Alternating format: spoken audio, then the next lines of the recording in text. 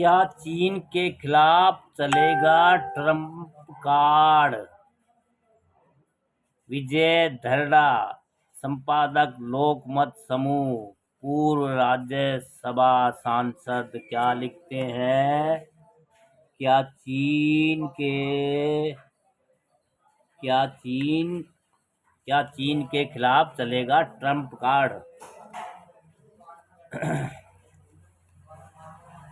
इस वक्त कई बड़े सवाल सामने हैं। अमेरिका फर्स्ट की नीति के तहत ट्रंप ने दुनिया के 60 देशों पर टैरिफ लगाया, तो फिर उसे 90 दिनों के लिए स्थगित क्यों किया? क्या वे बाजार में आए भूचाल और अमेरिका में प्रदर्शन से दबाव में आ गए, या फिर चीन के खिलाफ ट्रेड वार में उन्हें यूरोप जैसे पुराने सहयोगियों का साथ चाहिए? इसलिए क्या ट्रंप के ट्रेड वार में चीन वाकई उलझ गया है? ऐसे और भी सवाल हैं जिनका जवाब वक्त के गर्भ में है। यदि यह चीन को घेरने की सोची समझी रणनीति है, तो यह ट्रंप कार्ड कितना कारगर होगा? ट्रंप के टैरिफ से कुल बुलाए, घबराए और अंदर ही अंदर बौखलाए सभी 60 प्रभावित देश इस बात का आकलन करने में लगे थे कि ये क्या काट निकाले। तभी अचानक ट्रंप ने चीन को छोड़कर बाकी देशों के लिए 90 दिन तक टैरिफ स्थगित की घोषणा कर दी। लेकिन 10% टैरिफ लगा रहेगा, जो सामान्य तौर पर किसी के लिए भी ज़्यादा चिंता की बात नहीं है।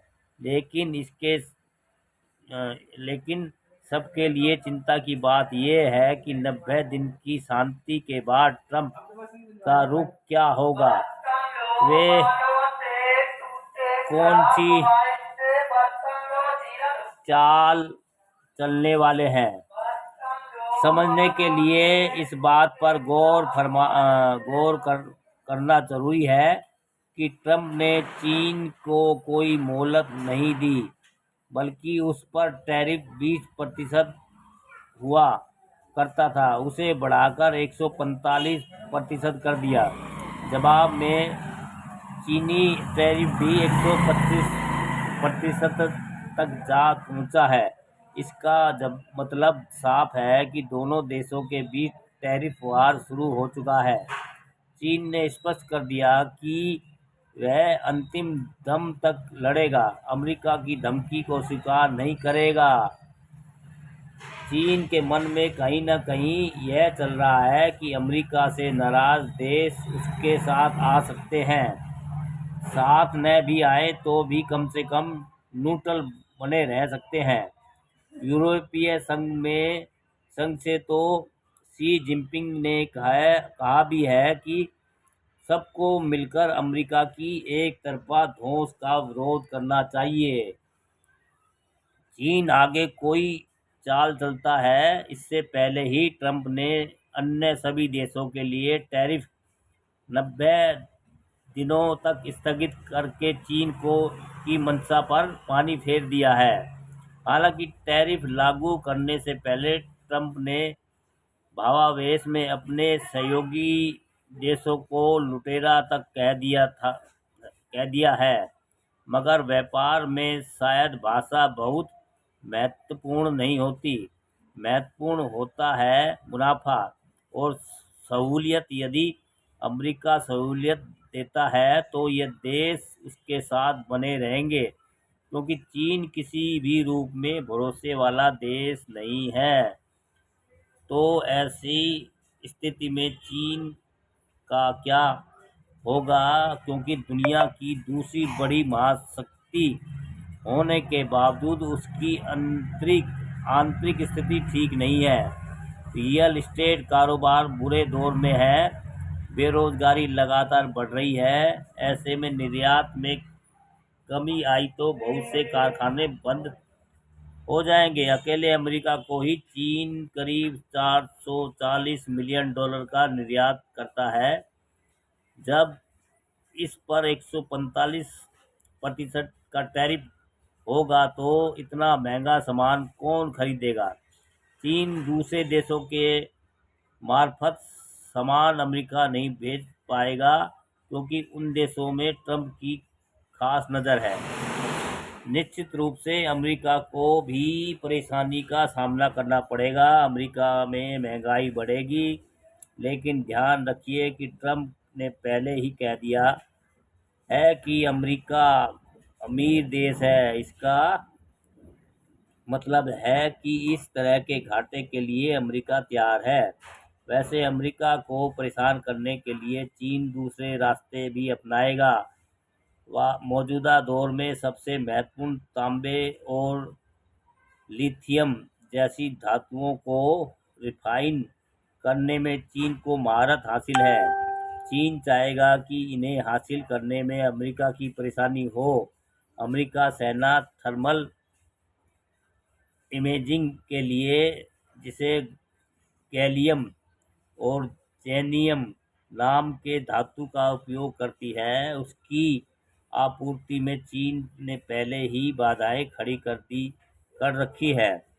इसी तरह अमेरिका उन सभी चीज़ों की पहुंच चीन तक मुश्किल बनाने की कोशिश करेगा जो चीन के उद्योग जगत के लिए ज़रूरी हो। उदाहरण के हाँ, भाई उम्र के हिसाब से आज थोड़ा सा जो है मैं आपसे पहले कह रहा था, शाम को 4 बजे के बाद कोई ठंडा मत लो, ना चावल खाओ ना बात की चीज़ खाओ। अगर सही ढंग से चलना है तो 4 बजे से पहले कुछ भी खा लो, दिन में खा लो, दोपहर में खा लो, धूप में बैठ के खा लो। हाँ, शाम को गलती कभी ना करो, कभी मत करो। उम्र के हिसाब से शरीर नहीं एक्सेप्ट करता भाई। निश्चित रूप से अमेरिका को भी परेशानी का सामना करना पड़ेगा। अमेरिका में महंगाई बढ़ेगी, लेकिन ध्यान रखिए कि ट्रंप ने पहले ही कह दिया है कि अमेरिका अमीर देश है। रिफाइन करने इसका मतलब है कि इस तरह के घाटे के लिए अमेरिका तैयार है। वैसे अमेरिका को परेशान करने के लिए चीन दूसरे रास्ते भी अपनाएगा।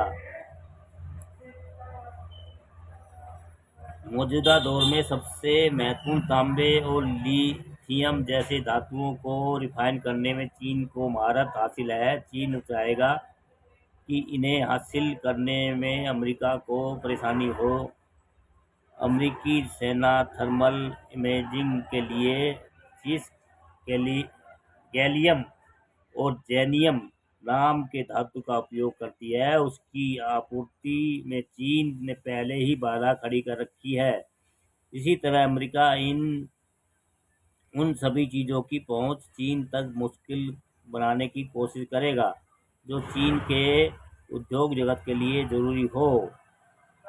उदाहरण के लिए एडवांस माइक्रोचिप ऐसी ही सबसे ज़रूरी चीज़ है जो आर्टिफिशियल इंटेलिजेंस के लिए सबसे ज़्यादा महत्वपूर्ण होती है। चीन के लिए सबसे बड़ी समस्या ये है कि रूस को छोड़ दे तो शायद ही कोई अन्य बड़ा देश उसके साथ खुलकर खड़ा होगा।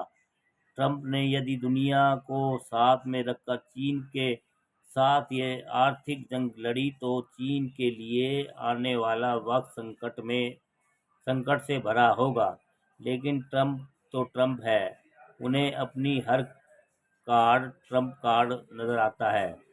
पता नहीं कल कौन सा कार्ड चल दे। आरजू काज़मी के सास को सलाम।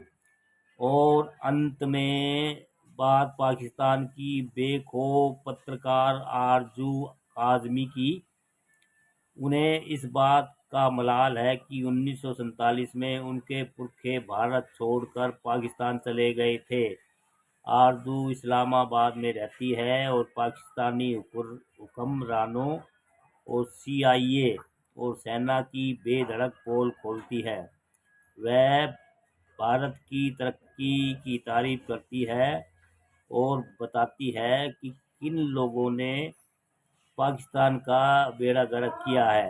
वर्षों से उन्होंने निडर पत्रकारिता पर परचम का परचम फहरा रखा है, लेकिन अब उनकी जान खतरे में है।